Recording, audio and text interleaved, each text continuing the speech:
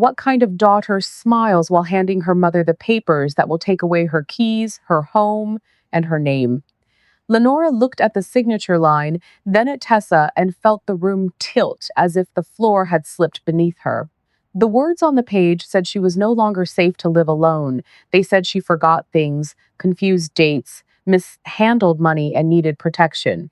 Yet the pen in Tessa's hand trembled for a reason Lenora could not understand. I am not signing this.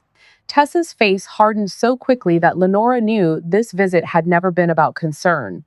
By sunset, the locks at Whitfield Landing had been changed, her checkbook was gone, and a room in a senior care facility was waiting with her name already on the door.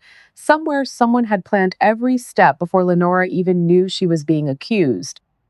But the cruelest lie was not on the paper Tessa brought her. It was hidden in the reason Tessa believed she had the right to destroy her. Lenora did not know what reason Tessa carried inside her like a sharpened stone. She only knew her daughter had arrived with papers prepared, a room waiting, and a soft voice. That morning, Whitfield Landing smelled of lake water, wet rope, and engine oil. Lenora was in the repair shed, working on an old outboard motor when she heard tires on the gravel. Not Reed's pickup, not a customer with a boat trailer. This car stopped too cleanly. Tessa stepped out first, dressed in pale slacks and a careful smile. Mason came around from the driver's side with a leather folder under his arm. He looked over the docks and tired cabins as if judging what could be thrown away. Lenora wiped her hands on a rag. You came early. Tessa stopped before touching the oil on Lenora's shirt. We wanted to catch you before you got busy. I am already busy. Mason smiled. That is exactly what worries us. Lenora looked at the folder. What is in your hand? Tessa glanced at Mason. That tiny glance told Lenora this was not a visit. It was a rehearsal. Mom, can we go inside? Lenora walked toward the small office attached to the bait counter. She did not invite them in. She left the door open because closing it would start the fight too soon. Mason placed the folder on the desk. Before you get upset, just know this is about planning. Lenora did not sit. People say planning when they have already bisetted. Tessa took a slow breath. Mom, we have noticed things. Missed calls. Confusion about deliveries. Bills left on the counter. You are alone out here, and this place is too much. I was not confused about the fuel delivery. The driver came on the wrong day. Mason opened the folder with careful hands. No one is blaming you. Aging happens to everyone. Lenora looked at him. Does lying happen to everyone too? Tessa flinched. That is not fair. What is not fair is bringing paperwork into my business and calling it concern. Mason slid the first page forward. Lenora did not touch it. She read the printed words, safety assessment, temporary authority, care recommendation. Her name was there, clean and cold. Who wrote this? A care advisor, Tessa said. I did not meet any care advisor. That is why we came today. No, you came because someone already told you what to make me sign. Tessa's eyes shone. I am scared. You climb around wet docks. You keep cash in drawers. You drive that old truck. You are doing the work of 3 people. I have done it for years. That does not make it safe. That makes it mine. Tessa pulled another page from the folder. There is a place near the county road, Harbor Pines. It has private rooms, meals, staff, activities. You would not be trapped. You would just be safe while we figured things out. The name hit Lenora like cold water. Clean floors, quiet halls. Old people smiling in brochures while homes were emptied behind them. Lenora's voice lowered. You spoke to them already.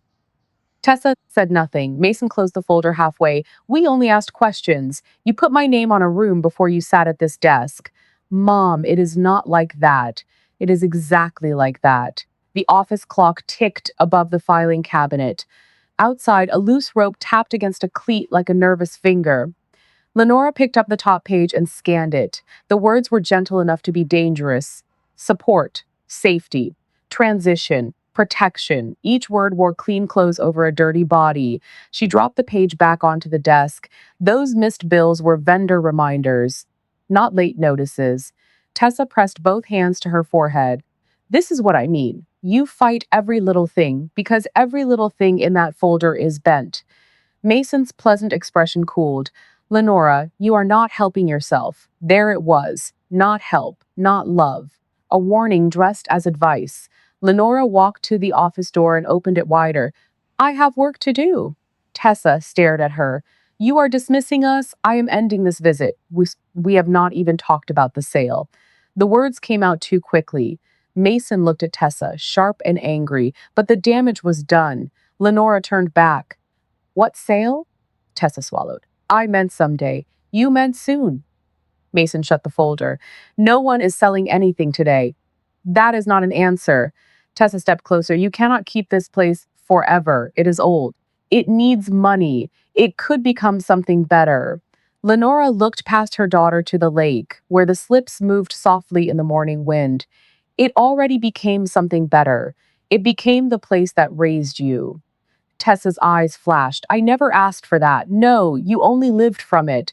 Mason placed a hand on Tessa's shoulder. We should go. Tessa did not move. Mom, if you refuse to cooperate, this gets harder. For whom? For everyone. Say it plain. Tessa's mouth trembled. For you, Lenora nodded once. There she is. Tessa picked up the folder and held it against her chest. We will come back tomorrow, not with papers. We will come back with what we have to bring. Lenora followed them as far as the gravel. Mason opened the car door for Tessa, then looked toward the repair shed a little too long. Lenora saw it and said nothing. When they left, the quiet of Whitfield Landing felt changed. Reed Calloway arrived near noon with sandwiches and a greased sleeve. You look like you swallowed a bolt. Tessa came by. His smile faded. Good visit or daughter visit? Those are different things now. What did she want? To put me somewhere safe. Safe from what? Apparently myself. Reed's jaw tightened. Did Mason come? Of course. People like him do not send knives by mail. Reed looked toward the office. I do not like how he has been sniffing around your records. Lenora stopped. He has been in my records. He came by last week, said Tessa asked him to help organize old papers. He had a key. What key? Reed's face changed. I thought you gave it to him.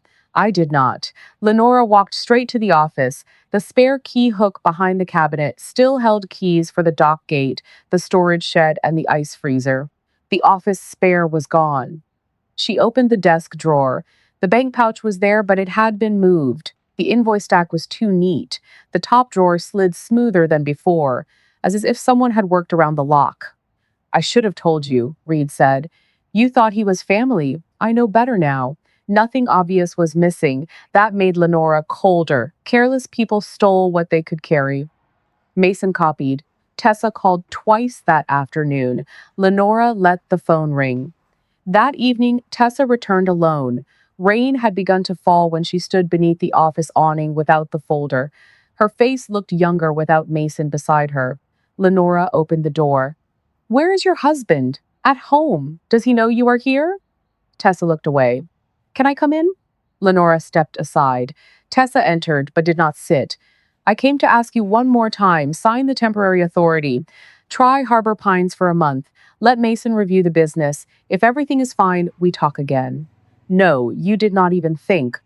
I did my thinking before you lied. We did not lie. You had a room waiting. That was preparation. You mentioned a sale. That was possibility. Mason had a key. Tessa froze. The rain tapped harder on the awning. Lenora watched her carefully. You knew. I gave him mine. You did not have one. You gave me one years ago. For the house door when you were in college. It still opened the office.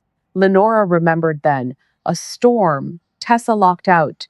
A key pressed into a young hand. A mother not imagining that love could become an entrance for betrayal. You let him in here. He was helping me understand what was happening. What was happening was none of his business. I am your daughter. Yes, you, not him. He is my husband, and I am your mother. Tessa stared at her, and something deep moved behind her eyes. It was not only guilt, it was an old hurt Lenora could not name. You keep saying that. Lenora went still. I keep saying what is true. Tessa looked toward the old photograph near the phone. Maybe truth is not as simple as you made it sound. A chill passed through Lenora. What does that mean? Nothing. It was not nothing. Tessa faced her with wet eyes. Sign the papers, Mom. No, then do not blame me for what happens next. The sentence landed like a dropped match. Lenora opened the door. You should leave before you say something you cannot bury. Tessa walked into the rain. At her car, she turned back. I am trying to save what I can. From me? Tessa did not answer. She drove away, her taillights smearing red across the wet gravel. That night, Lenora closed Whitfield Landing with more care than usual. She checked the office lock, the dock gate, the fuel switch, the cash drawer, and the repair shed. The old heater sat near the wall. Reed hated it, and Lenora trusted it only when she was present. She unplugged it, wrapped the cord once around the handle, and set it on the metal shelf away from the box of rags. She heard herself speak the steps aloud. Heater unplugged, fuel capped, breaker off, door locked. The sound of her own voice angered her. Tessa's papers had crawled into her mind and started moving things. I know what I know. She locked the shed and went to the small cabin behind the office. She made tea, forgot to drink it, and sat in the kitchen while the rain scratched gently at the windows. Sometime after midnight, headlights crossed the wall. Lenora stood and turned out the lamp. Through the kitchen window, she saw light slide over the far gravel, then vanish near the repair shed. No one knocked, no door slammed. She waited in the dark until the lake was the only thing moving. Near dawn, she woke to a sound that did not belong to morning. At first, it was a faint popping like wet wood in a stove. Then came the smell, sharp, bitter, wrong. Lenora ran to the back porch and saw orange light flickering inside the repair shed. For one heartbeat, her mind refused it. Then her body moved. She crossed the gravel in slippers and a robe, grabbed the outside extinguisher from its bracket, and pulled the shed door open with her sleeve wrapped around her hand. Smoke rolled out. Heat struck her face. The fire had climbed the wall near the metal shelf. The old heater sat on the floor, plugged in, its cord stretched to the outlet like an accusation. Lenora's breath caught, but she did not freeze. She yanked the pin and swept the extinguisher low until white powder swallowed the flames. Smoke filled her throat. Her eyes burned. She kept spraying until the last orange tongue disappeared. When Reed's truck flew into the yard, Lenora was on her knees in the wet gravel, coughing. He ran to her. Lenora, I am all right. You are not all right. The wall, I will check it. He rushed inside, then came back with his shirt over his nose. Fire is out. What happened? The heater was plugged in. Reed stared at her. You unplugged it. I know. A siren sounded in the distance. Someone had called for help. Maybe a neighbor had seen the smoke. Maybe someone had been waiting to make the call. The thought settled cold in Lenora's stomach. The fire crew arrived first. Tessa and Mason pulled in minutes later. Tessa stepped from the car with panic on her face. Mason came behind her, already looking at the shed, the responders, Lenora's robe, and her shaking hands. Mom! Tessa ran toward her. Lenora lifted one hand. Do not. Tessa stopped. You could have died. I could have. Mason moved toward the fire captain and spoke in a low, careful voice. She has been under a lot of strain. We have been worried about old equipment. Lenora turned on him. I unplugged that heater. Mason looked at her with soft pity. Lenora, maybe you thought you did. Reed stepped forward. She said she did. Mason gave him a tired look. You were not here. No, but I know her. Tessa began to cry quietly. Just enough for strangers to see a daughter breaking under the weight of concern. I told you this would happen. Lenora stared at her. You told me it would happen, or you knew it would. Tessa's tears stopped. What? Mason's voice sharpened. That is enough. The fire captain glanced between them. Mrs. Whitfield, we will make a report. It appears the heater ignited nearby combustibles. You were lucky it stayed contained. It was unplugged. He nodded carefully. We will note what you said. Lenora looked down at herself. Powder clung to her robe. Her slippers were soaked. Her hands shook from smoke and anger. She knew how she looked, frightened, disordered, old. Mason knew it. He lowered his voice. Not enough. This is what the advisor warned us about. Reed said, What advisor? No one answered. Tessa moved closer. Mom, please do not make me do this the hard way. Lenora stood slowly. You already started with the hard way. I cannot stand here and watch you burn yourself alive because you are too proud to admit you need help. I did not leave that heater on. You think everyone is against you now. Not everyone. Lenora looked at Reed, then back at Tessa. But enough of you are. Mason took out his phone. Do not call anyone from my property. He did not look at her. This is not just your decision anymore. Tessa wiped her cheeks and straightened as if stepping into a role she had practiced. When she spoke, her voice was no longer pleading. It was cold with purpose. If you will not accept help willingly, then the court may need to protect you from yourself. Lenora heard the sentence as if it had come from the lake itself, cold and deep, rising from somewhere beneath the boards. Reed stepped between them. You do not get to threaten her on her own gravel. Mason put his phone away, but his eyes stayed on Lenora's smoke-stained robe. No one is threatening anyone. We are responding to a dangerous event. A dangerous event someone caused. Tessa turned toward Reed with wet cheeks and a hard mouth. You need to stop feeding her fear. She does not need me for that. You brought plenty with you.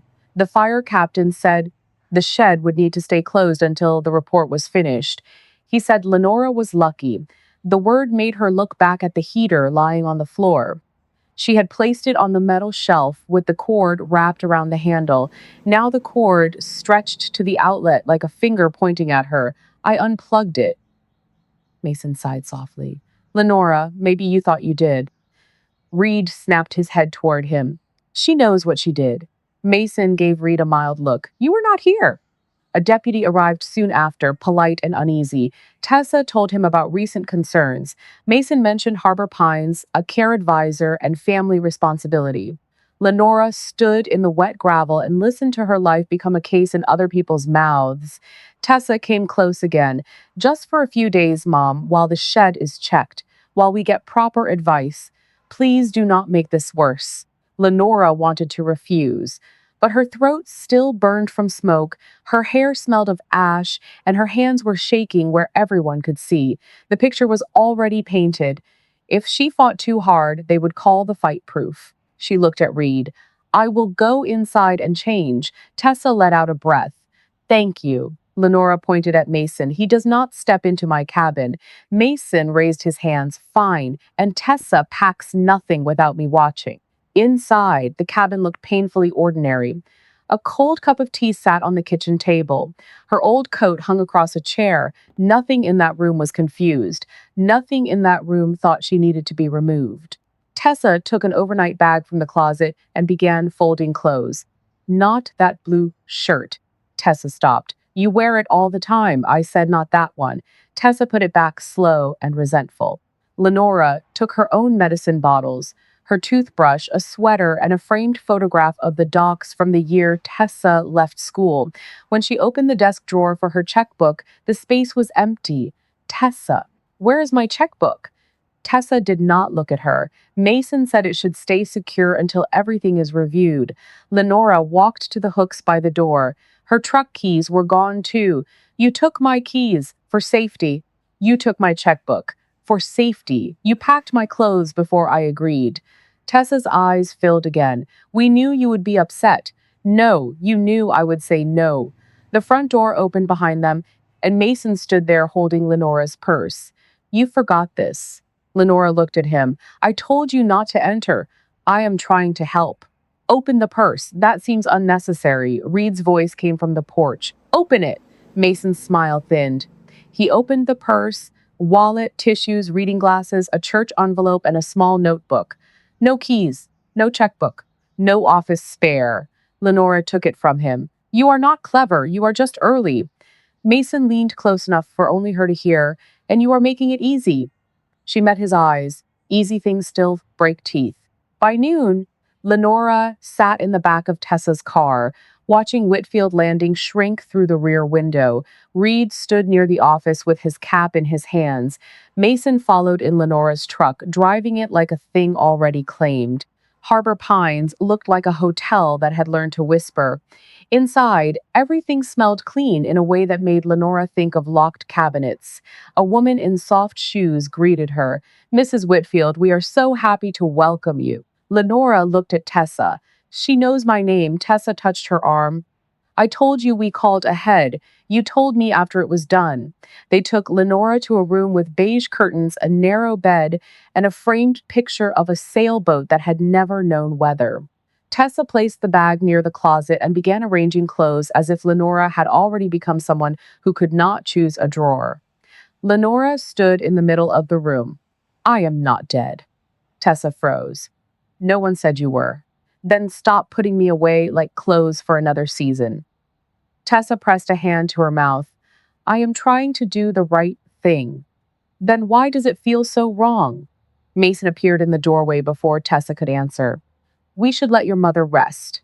Lenora laughed once. Rest. That is what people say when they have taken your shoes. Tessa kissed Lenora's cheek. It was quick and dry. Mason did not touch her. That was the only decent thing he did that day. After they left, Lenora stood at the window and watched Tessa's car pull away.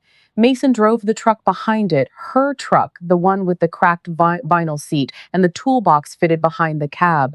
When both vehicles disappeared, the room became too quiet. That first afternoon, people came and went. A nurse checked her blood pressure. Another woman asked if she knew the date. Lenora answered, then added the weather, the wind direction, and the name of the boy whose father had once fixed a cracked window in the building. The woman smiled without knowing whether she had heard memory or nonsense. Lenora did not sleep. Each cart in the hall sounded like dock wheels on gravel. Each soft footstep became Mason in the office. Every laugh from the nurse's station became Tessa, feeling relieved that the hard part was finished. At Whitfield Landing, Reed kept the bait counter open because Lenora had always said one bad day should never look like the end of business. Near closing, Mason walked in with Lenora's key ring in his hand. Reed came out from behind the counter. You enjoying that? Mason glanced at the keys. Tessa asked me to secure the property. Lenora did not. Lenora is under evaluation. She is alive. Mason stepped into the office and opened the filing cabinet. Reed followed. You cannot just walk in there. I have authority from family. You have nerve from family. Mason removed deposit slips, bank papers, and the green ledger Lenora kept even after the bank went digital. He placed several pages into a leather bag and left the rest behind. Too neat to be honest. What are you looking for? Order. You would not know order if it bit you. Mason closed the bag. Lenora has been careless. We are protecting the value of the asset. Reed heard that word. Not business, not home, asset. After Mason left, Reed went through the drawer. The newest deposit book was missing. So were printed slip renewals and backup copies of bank receipts. He checked the statements Mason had left behind and saw a transfer code he did not recognize. Then he found a fresh receipt tucked behind the printer, printed for an account under a name that made his stomach tighten. Whitfield Landing Management, not Whitfield Landing, not Lenora Whitfield Management. Reed folded the receipt and put it inside his jacket. The next morning, Lenora asked for her phone. A day nurse smiled. Your daughter asked that we limit outside calls until you settle in. My daughter does not own my voice. I understand this is frustrating. No, you understand policy. That is not the same thing. The nurse promised to check and returned with nothing. By midday, Lenora had asked for her purse 3 times. She was told it had been inventoried. She was told it was safe. She was told again that safety mattered. The word followed her like a guard. After lunch, a young aide entered with fresh towels. She had tired eyes, a plain ponytail, and a name tag that said June Hollis. You want these in the bathroom or on the chair? Bathroom. June placed them where Lenora asked, not where convenient, Lenora noticed. You are the first person here who did not move something twice. June smiled faintly. People usually know where they want their own things, not according to this place. June looked toward the hallway, then back at Lenora. You need something? My phone. June's face became careful. I am not supposed to override family instructions. Family instructions put me here. June did not answer. Lenora pointed toward the hall. My purse is at the desk. My keys and checkbook are gone. My phone is gone. They call that settling in. June lowered her voice. Are you in danger? Lenora almost said yes, but inside beige walls, the word sounded too big, too dramatic, too easy to write down as confusion. I am being made smaller. June's expression changed. That can be danger. Someone called June's name from the hall. She left with the towel cart, but she looked back once. It was not pity, it was attention. That evening, Tessa came alone, carrying a cardigan Lenora did not like and a potted plant with purple flowers. Lenora looked at the plant. Did the brochure tell you to bring that? I thought it would brighten the room. The room does not need brightening, it needs a door that leads home. Tessa set the plant on the windowsill. The doctor wants a few more observations. What doctor? The one Harbor Pines uses. I have my own doctor. You missed your last appointment. I moved it because the fuel pump failed. That is what you said. Lenora felt heat rise in her face. That is what happened. Tessa looked down at her hands. Mom, you do not hear yourself. I hear myself fine. I am waiting for you to hear me. Tessa's jaw tightened. You always think you are the only person who knows the truth. Lenora leaned forward. What truth are you choking on? Tessa's eyes snapped up, bright and furious. Do not, then stop making me guess. Tessa stood so quickly the chair scraped the floor. I came to be kind. No, you came to see if the cage was holding. Tessa shook her head, but tears came again. Why do you make it so hard to love you? The sentence landed where Lenora had no armor. For one aching second, she saw Tessa as a little girl crying at the dock because minnows had died in a bucket. Lenora had held her and promised bad things did not stay forever. She had believed it then. Loving me was never the hard part, baby. Telling me the truth is. Tessa looked away first. I will come back when you are calmer. Bring my keys. Tessa left without answering. The next day, a man in a navy blazer toured Whitfield Landing with Mason. Reed watched from the fuel pump. The man's shoes were wrong for gravel. His smile was wrong for fishermen. He pointed toward the cabins, then toward the far pier where children used to sit with cane poles. Mason spread his hands like he was presenting property already sold. Reed walked over. Can I help you, gentlemen? Mason's eyes narrowed. Just showing a friend around. The man smiled. Beautiful frontage. It is a working dock. For now, the man said, then laughed as though the words had no teeth. Mason cut in fast. He means the season. Reed looked from one man to the other. Sure he does. The man's phone rang and he stepped toward the water. Reed moved closer to Mason. You promised him something. Mason lowered his voice. You are very attached to a business that is not yours, and you are very attached to money that is not yours. Do not make me replace you before the transition. There is no transition. There will be. Later, June came in before her night shift and found Lenora sitting by the window. Her purse had been returned, but it felt lighter before she opened it. Inside were tissues, reading glasses, lip balm, and the church envelope. The phone, keys, checkbook, and notebook were still gone. They gave me half my belongings. June shut the door softly. Half is sometimes how people pretend they did not take all. Lenora looked at her. You have seen this before? June hesitated. My mother lost her house to a cousin who kept saying he was helping. I am sorry. Me too. June checked the hallway, then came closer. What do you remember about the fire? Everything. Tell me. Lenora told her about the heater, the cord, the shelf, the words she spoke aloud before locking the shed, the headlights across the cabin wall after midnight, and Mason looking at the shed before looking at her. June listened without writing. That made Lenora trust her more. You are not confused, June said. No, you are angry. Yes, good. Angry people can still think. Lenora almost smiled. From the hall, Tessa's voice drifted in, low and sharp. June raised one finger and turned toward the half-closed door. Tessa stood near the visitor alcove, speaking on her phone. I know he is impatient, but Mason said the judge only needs the report and the facility notes. Once the judge signs, the lake place is finally ours to unload. Lenora stopped breathing. Tessa listened, then whispered harder. No, she cannot come back there. Not now. If she gets Reed stirred up, this whole thing gets messy. June's face went still. Tessa's voice broke. I do not care what she says. She had years to tell the truth, and she chose not to. The footsteps moved away down the hall. Lenora sat frozen, gripping the arms of the chair. She did not know which word hurt more, ours unload truth. June reached into the pocket of her scrub top and pulled out a small phone with a cracked case. She placed it in Lenora's palm and closed Lenora's fingers around it. Who do you trust most? Lenora's fingers closed around the phone, and for a moment the name would not come. Trust had become a dangerous word. Tessa had once been the answer to everything. Now trust had to cross blood, marriage, memory, and locked doors. Then a face came into her mind. Small gray curls, bright lipstick, a laugh that sounded like a screen door slamming in summer. Althea Briggs. June nodded. Do you know her number? I know her landline. She refuses to give it up because she says cell phones make people rude. Then call before someone walks by. Lenora dialed from memory. On the fifth ring, a rough voice answered. If this is another offer about roof repair, I already have a roof. Althea. Silence fell.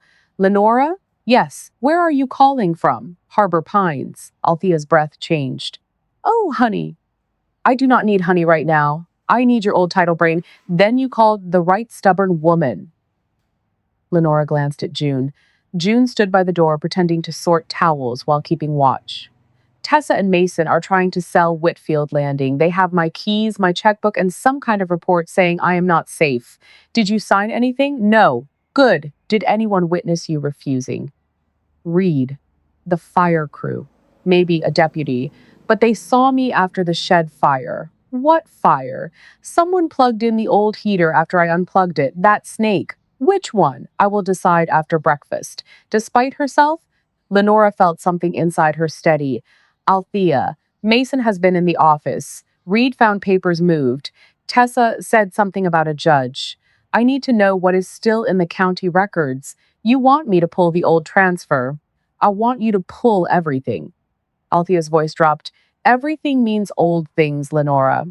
I know. No. I need to hear you say you know. Lenora looked at her own reflection in the dark window. Her face seemed older under the room light, but her eyes had not gone weak. I know there are old things buried under that land. Althea exhaled. I will start in the morning. Do not call Tessa from this number again, and do not let them make you sign a napkin. I have to go. Lenora. What? You are not crazy. The words were plain, not comforting. True. Lenora handed the phone back to June just before a nurse pushed the door open with a medicine cup. You are still awake? Lenora sat back. I was admiring the sailboat. The nurse looked at the framed picture above the chair. It is peaceful, is it not? It has never worked a day in its life. Lenora took the medicine she had taken for years and watched the door close.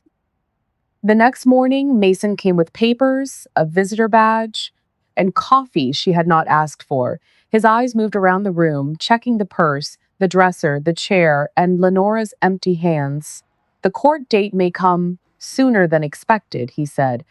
That is good news. It gives everyone clarity. Everyone who? Your daughter, the facility, the advisors, and me? You're the reason clarity is needed. Lenora looked at the cup.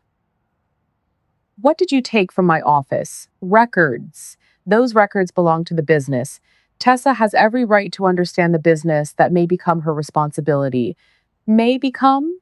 Mason leaned forward. Lenora, the landing is declining. You are one storm away from losing it anyway. You sound excited. I sound realistic. No, Reed sounds realistic when he tells me a pier board is soft. You sound hungry. Mason stood, his face tight beneath the polite mask.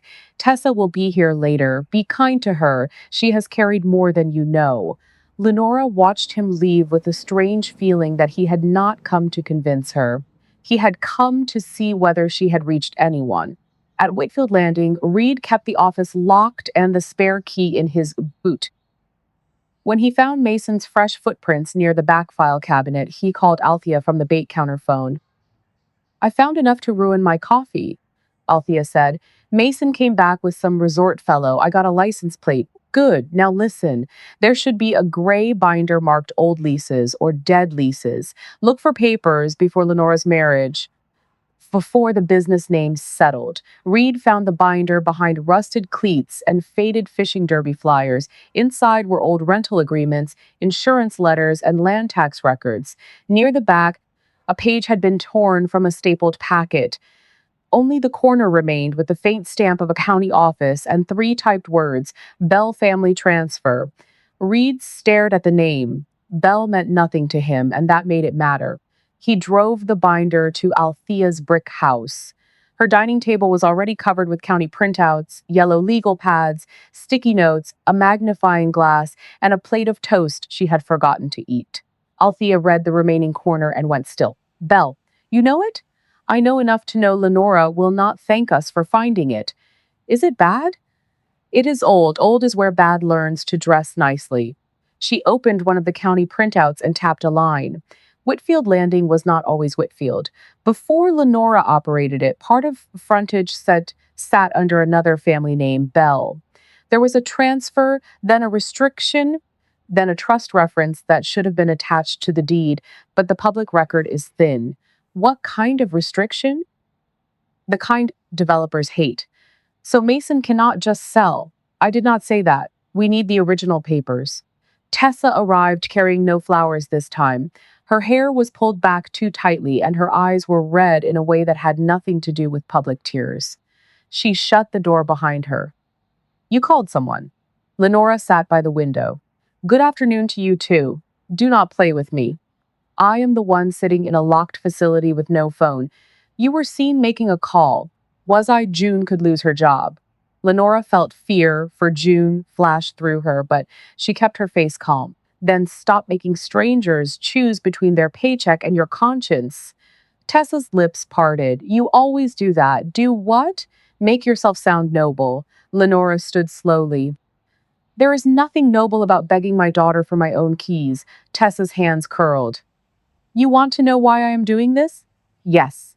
Tessa reached into her purse and pulled out a folded paper. It was old, creased, and handled too often. She held it up but did not give it to Lenora. I found this in your cedar chest.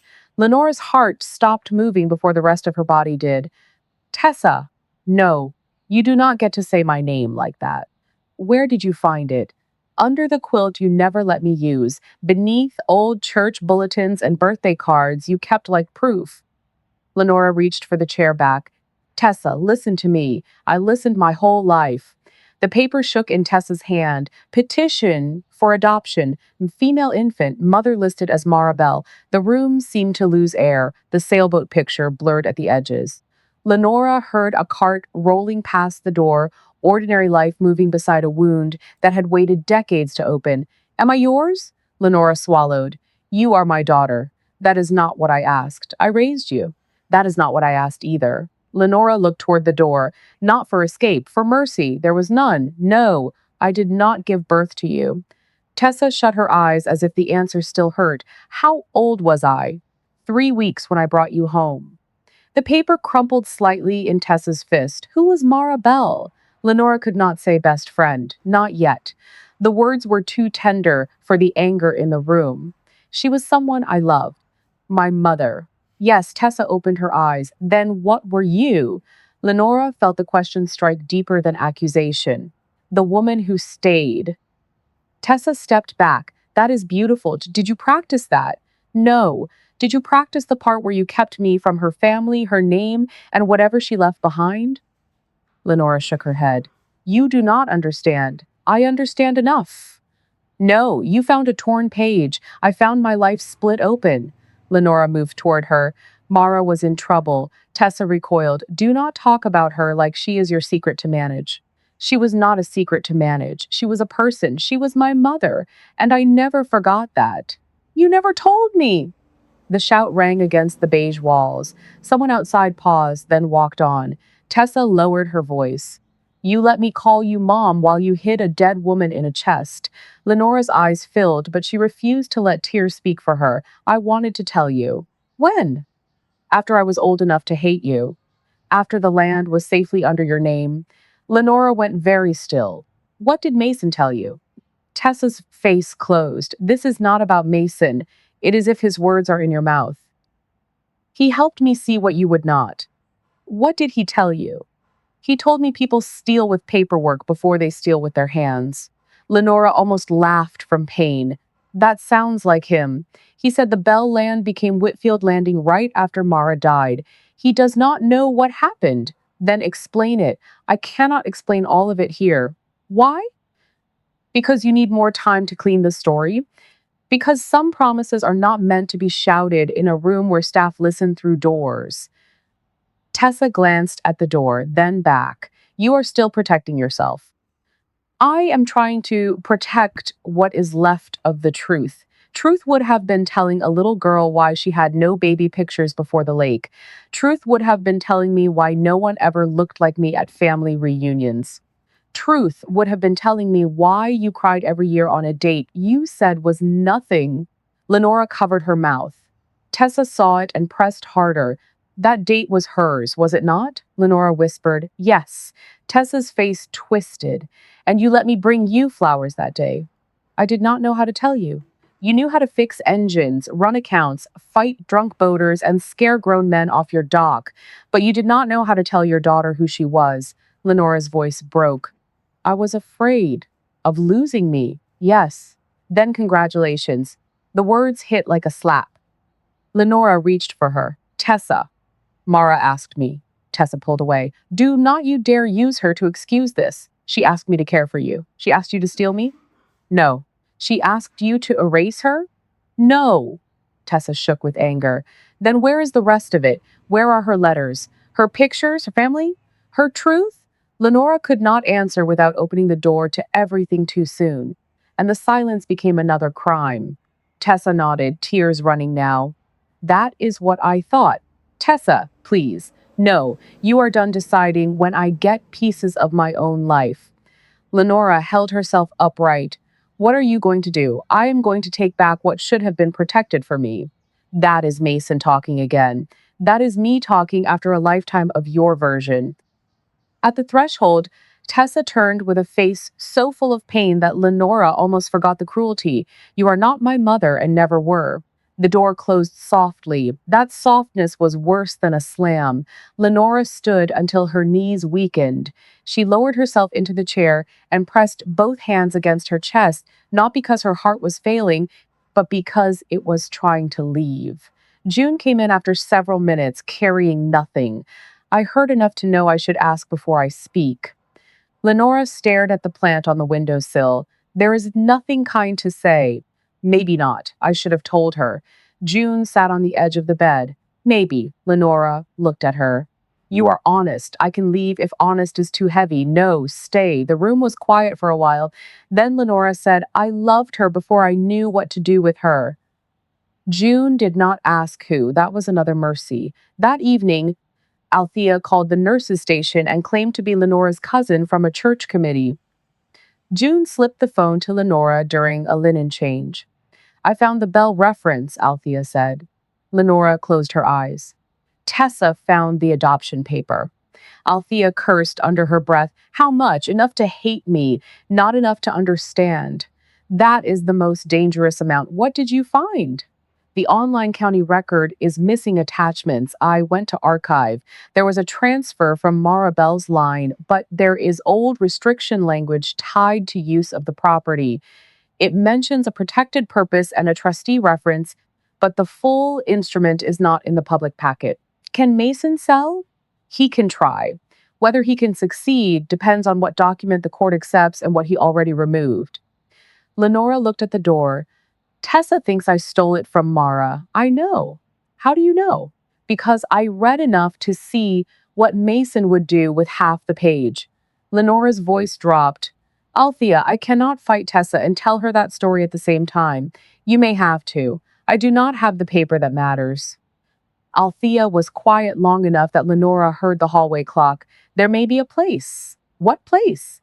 In the gray binder, Reed found a torn packet. Behind it was an old storage receipt stuck to the inside cover. It is from years ago. Your husband signed it. Lenora frowned. Graham, yes, it references a box number and one note in his handwriting. Lenora pressed the phone tighter. What note? Althea read slowly. Bell file. Do not open unless Lenora asks. Or unless Tessa comes hunting. Lenora could not breathe. Althea continued, her voice lower now. There is one more line. Safe key behind the brass lake plaque. Lenora repeated the line after Althea, and the words seemed to open a door she had been afraid to enter. Behind the brass lake plaque? That is what he wrote, Althea said. Lenora closed her eyes and saw it at once. The plaque hung in the office above the old photograph of the first pier. Graham had bought it at a charity auction and hung it with two crooked screws because he said perfect things made him nervous. A raised brass lake curled across the front, polished bright where Lenora had wiped dust from it for years. The plaque is still there. Can Reed get to it? If Mason has not taken the walls too. I will call him from my house phone. You stay quiet until I call again. Lenora's grip tightened on June's phone. Althea, if that safe holds what I think it holds, Tessa will hate me worse before she understands. Maybe. But right now, she hates you with a lie in her hand. Let us give her the whole truth. June took the phone back and tucked it away before anyone passed the door. Lenora sat motionless, listening to her own heartbeat. The room was still beige, still clean, still built to make old women seem harmless. But somewhere beyond its walls, a key was waiting behind a piece of brass. By noon, Reed was alone in the office at Whitfield Landing. He had locked the front door and put a sign in the window saying the fuel pump was closed for maintenance. The lie made him feel sick, but he had learned from watching Mason that honest people sometimes needed cover too. The brass plaque did not want to come down. One screw spun loose. The other fought him until his palm slipped and scraped against the edge. He cursed under his breath, then stopped because Lenora would have told him not to waste pain on a screw. When the plaque finally pulled free, a small envelope fell behind the filing cabinet. Reed knelt, reached into the dust, and drew it out with two fingers. On the front, in Graham's blocky handwriting, were three words. For Lenora only. Reed did not open it. He felt through the paper the hard shape of a key. Gravel crackled outside. Reed shoved the envelope into his jacket and rehung the plaque crooked, just as it had been. He reached the counter as Mason opened the office door with a fresh key that should not have existed. Mason stopped. Why is the front locked? Fuel line issue. In the office? Smell carries. Mason looked around the room. You seem nervous. I usually am when thieves carry keys. Mason's smile thinned. Be careful who you call a thief. You should be careful what you put in writing. That touched something. Mason's eyes flicked toward the file cabinet. What did you find? Enough to know you do not belong here. Mason stepped closer. Lenora is not coming back to run this place. Tessa will have authority soon. I can help you keep your job, or I can make sure no dock around this lake returns your call. Reed held his ground. You threaten like a man who owes money. The smile vanished. You know nothing about my money. I know people without problems do not rush old ladies into care homes. Mason turned, opened a drawer, and began pulling papers. Where is the current ledger? Ask the owner. I am asking the employee, and the employee is telling you to ask the owner. Mason slammed the drawer shut and left. Reed waited until the car was gone. Then he drove straight to Althea's house with the envelope in his jacket and the transfer receipt hidden in his sock. Althea opened the envelope with reverence, not curiosity. The key inside was small, dark, and old. A folded note came with it. If she asks, she is ready. If Tessa comes hunting, she is in danger. Althea sat down hard. Graham knew this day might come. Reed swallowed. What is in the safe? Althea looked toward the stack of records on the table. The truth, if God has any manners left. They drove to a storage office near the old highway. Althea placed the receipt on the counter, along with Graham's note and a copy of Lenora's identification from an old bowling league file. After reading the emergency access note, the clerk unlocked the back lot. The unit smelled of cardboard and summer heat trapped for too many seasons. In the back, beneath a tarp and two fishing crates, sat a black fireproof safe. Reed carried it to the office table. Althea inserted the key. It turned. For a moment, neither of them moved. Inside were three thick envelopes, a brittle folder tied with faded ribbon, a stack of photographs, and a small voice recorder wrapped in a handkerchief. On the top envelope, Mara Bell's name was written in a fine, slanting hand. Beneath it was another line: "For my daughter, when the truth can no longer wait." Althea covered her mouth. Reed looked away as if he had stepped into a prayer. At Harbor Pines, Lenora felt the change before she heard it. June came in early with a face too serious for towels. They found it. Lenora's hands went cold. What? The safe. Lenora turned toward the window. Outside, a man pushed another resident in a wheelchair along the garden path. A sprinkler moved slowly across the grass, clicking as if counting down. Did Althea read it? She said only enough to know it matters. She wants to bring copies tonight. No, June blinked. No, if she brings them here, Mason will smell paper through concrete. Then where? Lenora looked at the sailboat picture and felt the room try to shrink around her again. There is a visiting chapel at the end of the hall. They lock it after dinner. Do you have keys? June hesitated. I have access. Then tonight I go pray. June almost smiled. That may be the first honest lie I have heard all week. That evening, Tessa came with Mason. Lenora knew before they entered that Mason had lost something. Tessa looked exhausted, as if anger had been keeping her upright and now anger wanted payment. Mason placed a document on the dresser. The hearing is scheduled. Lenora did not look at it. When? In 3 days. Then I have 3 days to remain alive and inconvenient. Tessa flinched. Do not talk like that. Why? Is it harder to move a person when she speaks? Mason stepped in. This hearing is not punishment, it is review. Then return my phone and let me call a lawyer. Tessa's eyes moved to Mason. He answered for her. We can provide contact with appropriate counsel once the court understands your condition. Lenora laughed softly. My condition is that I am surrounded. Tessa stepped forward. Mom, stop fighting everyone. I am not fighting everyone. June is kind. Reed is loyal. Althea still curses before breakfast. I am fighting the people who took my keys. At Althea's name, Mason went still. Althea Briggs has no role here. Afraid she can still read? Tessa looked between them. What does Althea have to do with this? Mason answered too quickly. Old gossip. Lenora watched Tessa.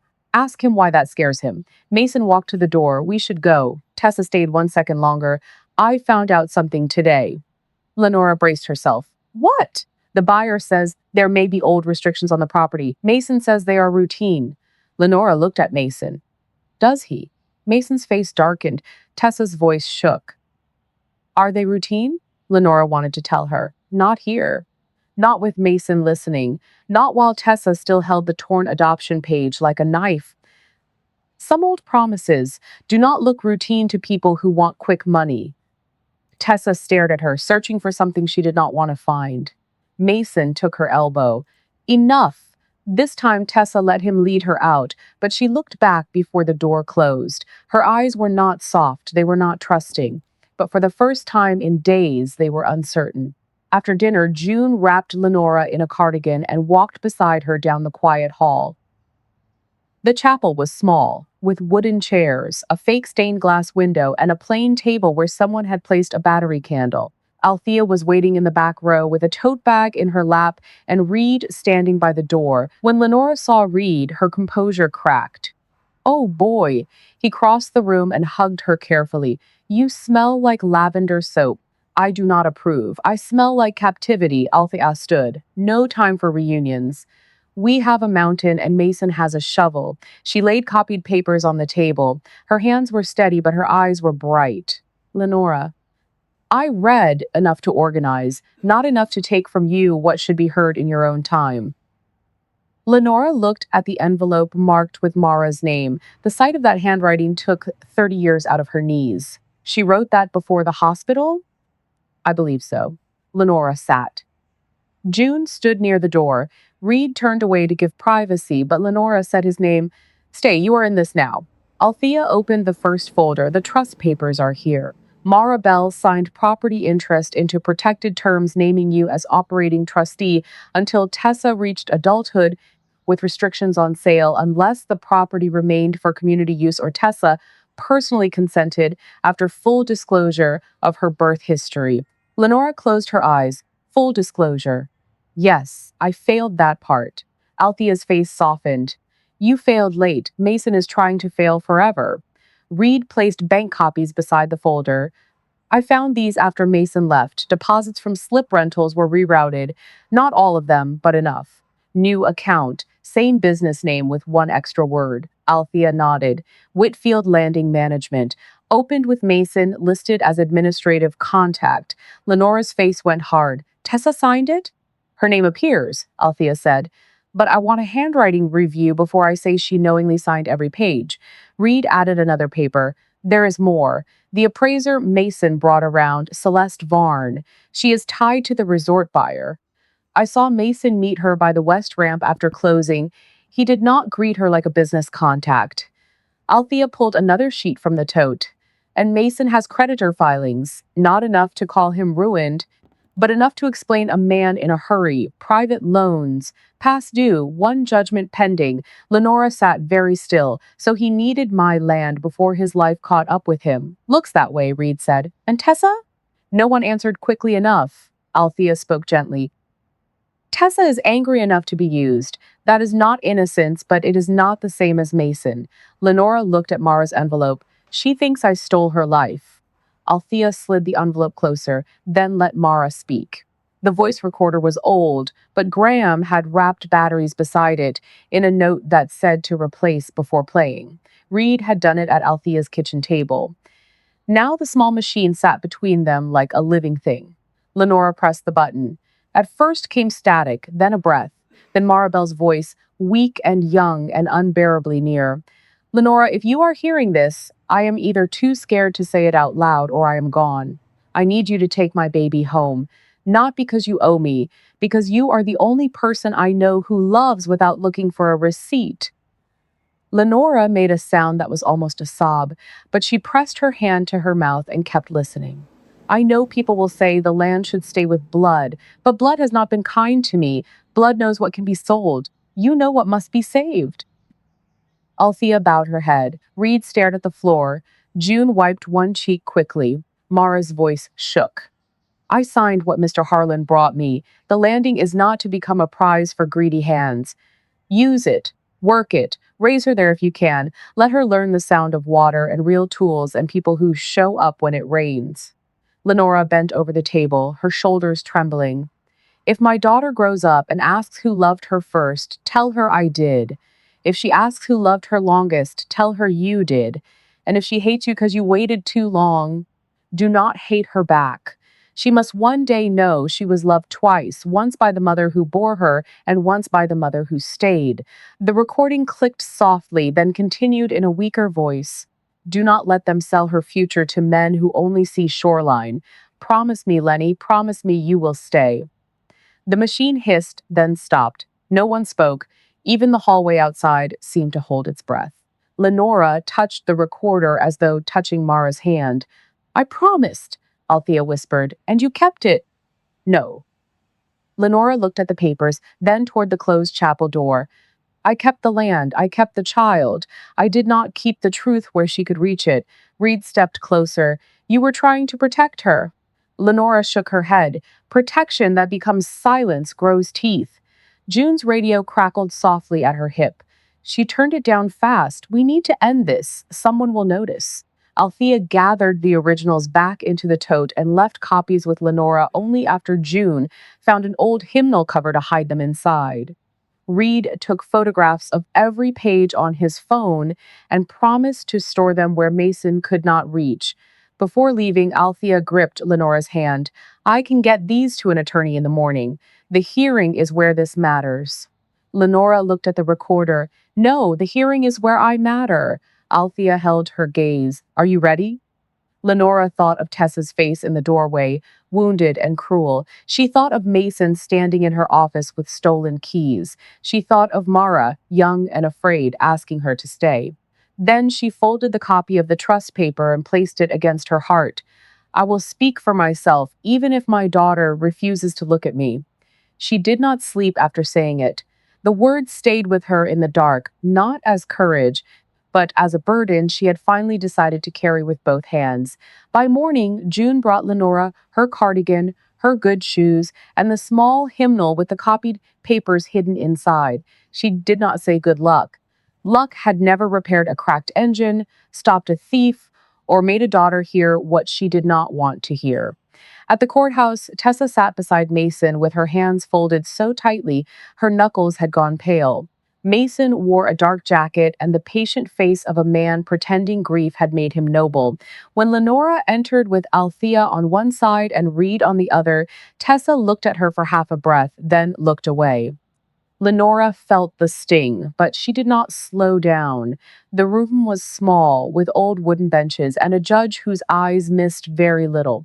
Mason leaned toward Tessa, whispering something that made her nod once without lifting her head.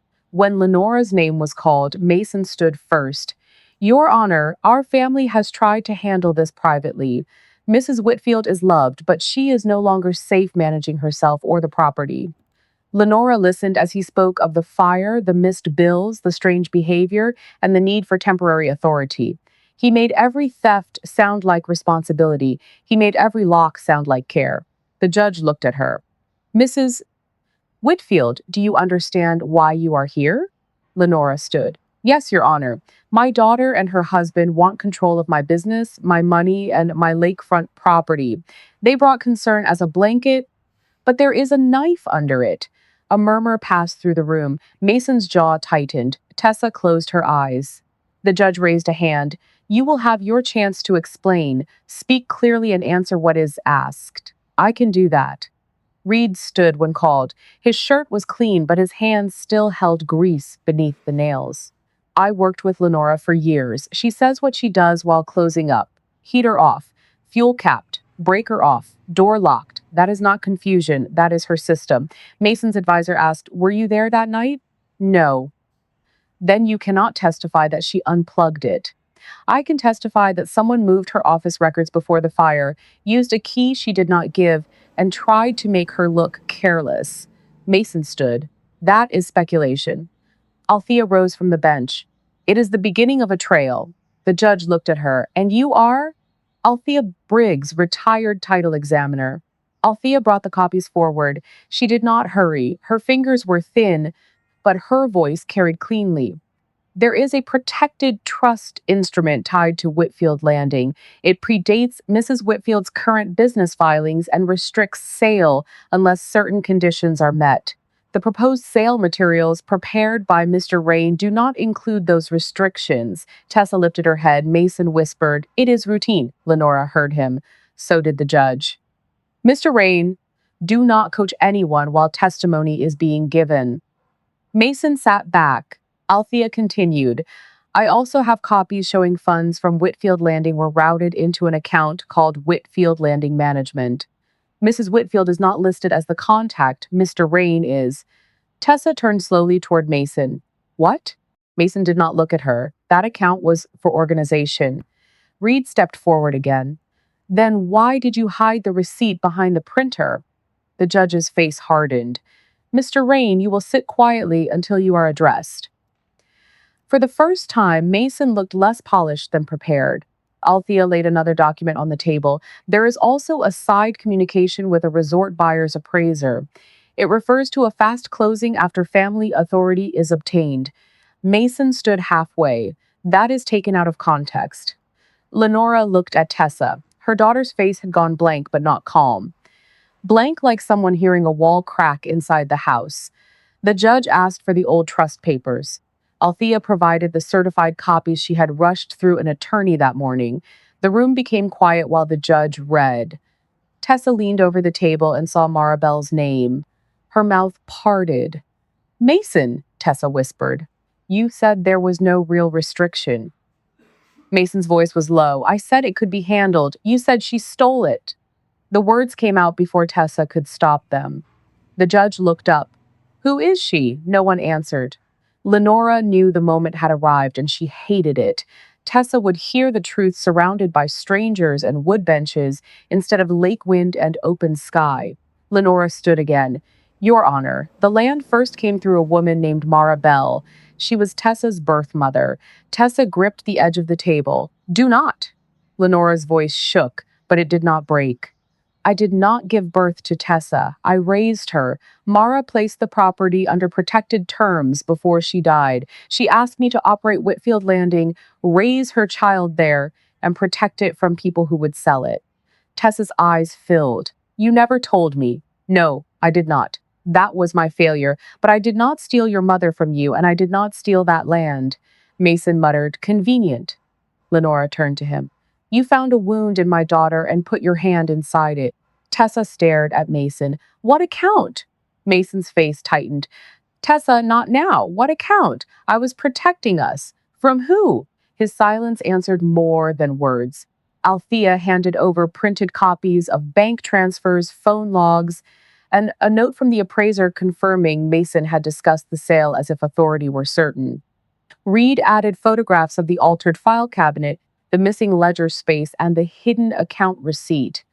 When the hearing resumed, the judge asked Lenora direct questions, her medications, the names of her vendors, the amount of the last fuel delivery, the location of the breaker panel, the reason the third pier could not hold a winter rental. Lenora answered each one plainly. Then the judge asked, why did you refuse the sale? Lenora looked toward Tessa, because Whitfield Landing was never just shoreline, it was shelter. For Mara, for Tessa, for me, for men who needed work after factories closed, for widows who could not afford private slips. Selling it fast would have been easy money, and easy money has a habit of eating the table it sits on. The judge set down her pen. June was called next. She looked nervous, but she kept her shoulders square. Mrs. Whitfield was not disoriented, June said. She was frightened and angry. She knew her medicines, her business, her contacts, and the exact order of events around the fire. Restrictions were placed on her phone and belongings by family instruction, not by medical need that I saw. At the end, the judge's decision came without drama, which somehow made it stronger. The petition for temporary control was denied. Lenora's personal authority was restored. The proposed sale was paused pending review of the trust. The financial records were referred for investigation. Harbor Pines was instructed to release Lenora's belongings immediately. Mason stood too fast. Your Honor, this is a misunderstanding. The judge looked at him. Then you will have an opportunity to explain it to the proper office. Tessa began to cry silently. Mason reached for her arm. She pulled away. Do not touch me, he lowered his voice. Tessa. She turned on him with a face Lenora had never seen before. You used it. You used her. You used me. I was trying to get us free. Free? Her laugh was broken. You were selling my mother's life to pay for yours. Mason's mouth opened, but nothing useful came out. Lenora picked up the recorder from Althea's bag. She had not planned to play it in that room, but Tessa was looking at her now, really looking as if the old child inside her had finally stopped running long enough to hear. This is Mara. Tessa shook her head. I cannot. You can hate me after, but you will not leave with only Mason's version. The judge allowed the short recording. Mara's voice filled the room, thin and brave. She spoke of the baby, the land, the greedy hands, and the woman who stayed. Tessa pressed both hands over her mouth. When the words about being loved twice came, she bent forward as if grief had cut her in half. Lenora did not touch her. That was the hardest kindness she had ever given. When it ended, Tessa whispered, I thought you erased her. I was afraid to open a door I could not close. You let me think I had been robbed. No. I let silence rot until someone else used it as proof. I am sorry for that. Tessa looked at Mason, then back at Lenora. I helped him. Yes, I put you there. Yes, I said you were not my mother. Lenora's throat tightened. You did. Tessa reached for her, then stopped before touching her sleeve.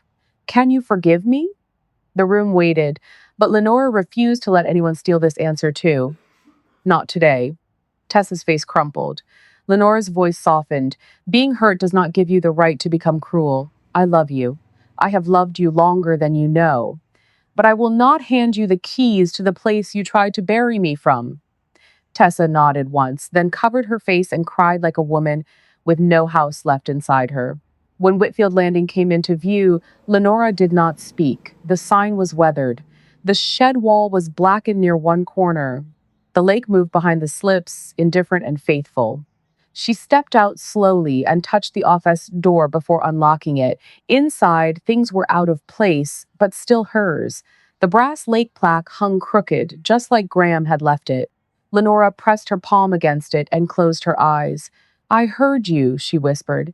Tessa did not come for a week. Lenora used that week to meet with an attorney, Althea, Reed, and a local nonprofit director who had once rented slips for a youth fishing program. The old trust gave her authority to protect the purpose of the land. This time, Lenora would not rely on memory, promises, or a locked safe.